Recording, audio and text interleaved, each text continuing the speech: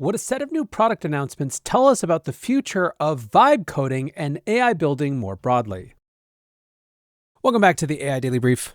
Yesterday, we got a set of interesting product announcements that are both worthy of coverage on their own terms, but also, I think, reflective of some bigger shifts that we are experiencing in this very fast-moving field of vibe coding and AI and agentic building. We, of course, recently just had the one-year anniversary of the term vibe coding, so it makes sense that it has completely and entirely changed in just the last 13 months. The first announcement was Perplexity's Computer for Enterprise. This was actually an update on a product that they had announced at the end of February called Perplexity Computer.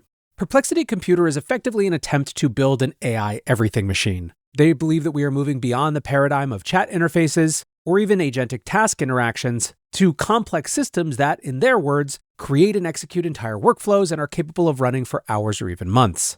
Like other advanced agentic systems, the human interacting with Perplexity Computer doesn't tell the system what to do.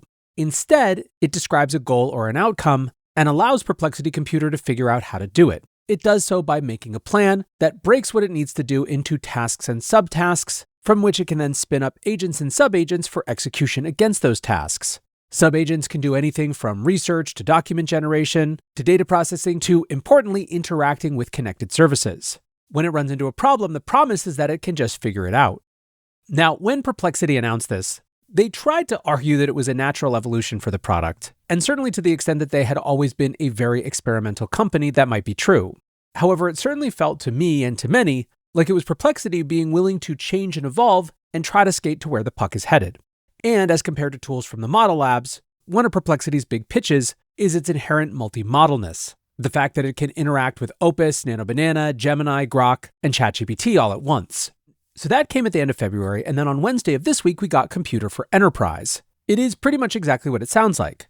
A platform that can run multi-step workflows across all sorts of different use cases like research, coding, and design, taking advantage of a wide variety of different models from different labs, and connecting to a wide array of the core applications that run the enterprise. Perplexity promising that Enterprise has 400 plus applications already integrated. One of the big featured integrations was with Slack, so now enterprise users can interact with Perplexity Computer from directly inside of their Slack workspace. Now, interestingly, in an accompanying VentureBeat article, the Perplexity team actually revealed that Computer was initially developed as an internal tool and was initially launched as a Slack bot for Perplexity's own employees before they ever considered launching it more broadly. Said Dmitry Shevelenko, Perplexity's head of business, with no hyperbole, the introduction of Computer inside Perplexity was the single biggest productivity unlock in our entire history as a company. There's no other feature we've ever built that has changed how much we work as this one. Now, this week alone, we've talked about the expanded capabilities of Gemini in Google Workspace, as well as Microsoft going deeper with Anthropic to launch a version of Claude Cowork called Copilot Cowork for M365, and these are the types of productivity suites that Perplexity is now up against. One little subnote from a business model perspective is that Perplexity is charging enterprises on a usage-based model rather than a seat-based model. Administrators can control spending at the per employee, per team, or per company level, but the rationale from the Perplexity team is that the underlying cost structure is so different depending on what type of task you're doing.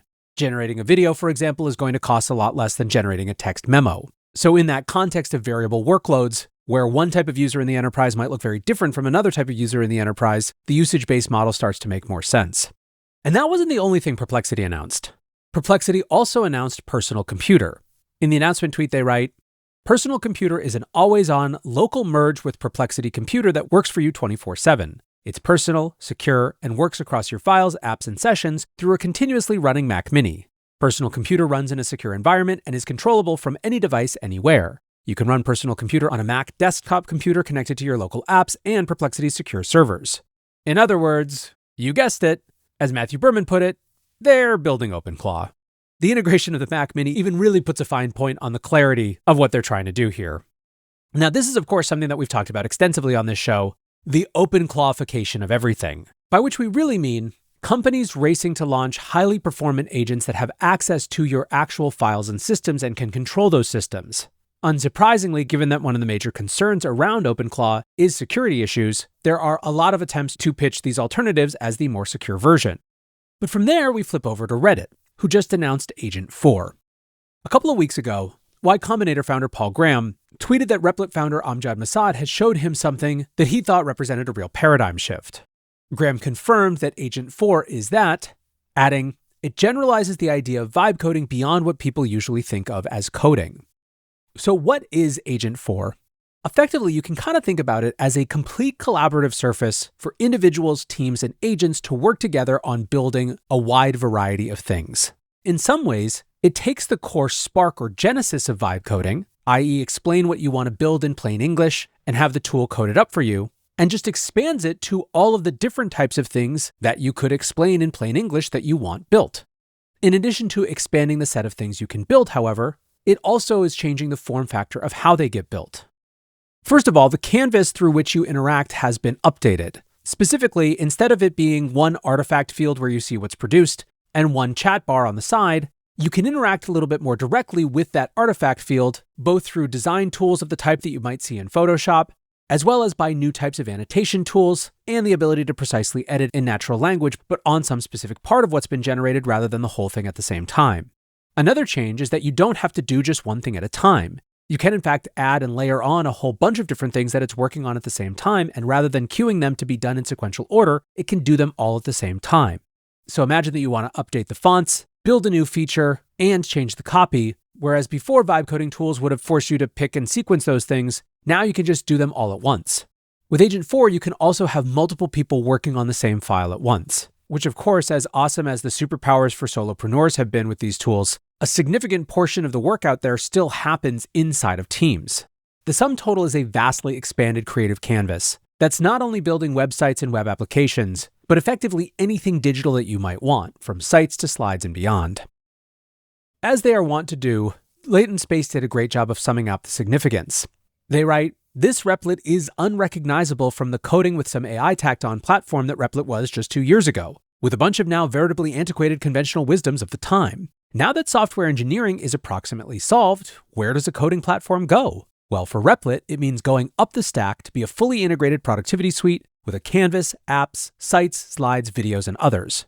This is a smart pivot," they continue, "that is in line with one of the most dominant themes of 2026. Now that coding agents have solved coding, it is the same coding agent builders that are expanding their scope to more and more knowledge work tasks." So let's take a step back now and try to capture some of the themes here and why these things combined represent, I think, where vibe coding is heading. One theme is blended user experiences, where it's no longer chat or traditional input methods, it's extensible canvases that have all of those things all at once. This is both an enabler and a byproduct of that expansion of coding infiltrating other knowledge work outputs. Basically, as you move not only towards new complexity, but just a bigger variety of types of work that the coding agent can complete, you need different types of controls surrounding it. Another theme captured by Perplexity Computer, particularly the personal version, is the idea of persistent context. One of the reasons that we are in the open clawfication of everything is that people are discovering that giving agents persistent access to your systems is a good way to solve some of the memory problems that have held back what agents can do. Another theme, of course, is multi-agent systems. Replit 4 and Perplexity Computer aren't an agent. They are an entire team of agents that get spun up in a purpose-built way to solve whatever it is the challenge or achieve whatever it is the goal that the prompter has put to them. Another theme is multiplayer mode. Between Computer for Enterprise integrated into Slack and Replit Agent 4's multiplayer canvas, we're moving away from siloed agent use into integrated team interactive agent use. One small theme, which is admittedly less important than the other ones, is the fact that the Mac Mini all on its own has given Apple an entire AI strategy, which I just think is hilarious, especially as this now gets embraced not only by the OpenClaws, but by the OpenClaw competitors. Going a little more meta, the way that we think about pivoting and changing what a company does is, I think, itself going to change pretty dramatically. It used to be in startup land that pivots were what you did on your way to product market fit. You tried one idea, and if it didn't work, you pivoted into something else. Increasingly, it seems that running a successful company and having the nimbleness to pivot and evolve are going to be one and the same. And while one might argue that companies have always had to evolve to changing times, the speed at which things are changing is dramatically different now. Perplexity is a company that people had counted out about 2 months ago, and now people are super excited again. And guess what? It's not because they made an incrementally better search product. It's because they were comfortable saying, it doesn't really matter ultimately what we built before. This is what we need to be building now. Now, alongside all of this, there still remains so much that is unknown. One other way to look at Perplexity Computer and Replit Agent 4 is that we simply don't know yet what the right form factors and full set of form factors for agentic interaction and agentic orchestration are going to look like. In a different context, Andrej Karpathy was talking about this week as well. He tweeted, "Expectation, the age of the IDE, i.e. integrated development environment like Cursor, is over. Reality, we're going to need a bigger IDE. It just looks very different because humans now move upwards and program at a higher level. The basic unit of interest is not one file, but one agent. It's still programming." Now, he goes way deeper than that in that conversation, but the point for us is that as much as Perplexity Computer and Replit Agent 4 are giving us glimpses of the future, glimpses is all they are, and we have a lot more to discover. For now, if nothing else, it's 2 very cool new products for you to get your hands on and try to build more interesting things with. And that is going to do it for today's AI Daily Brief. Appreciate you listening or watching as always, and until next time, peace.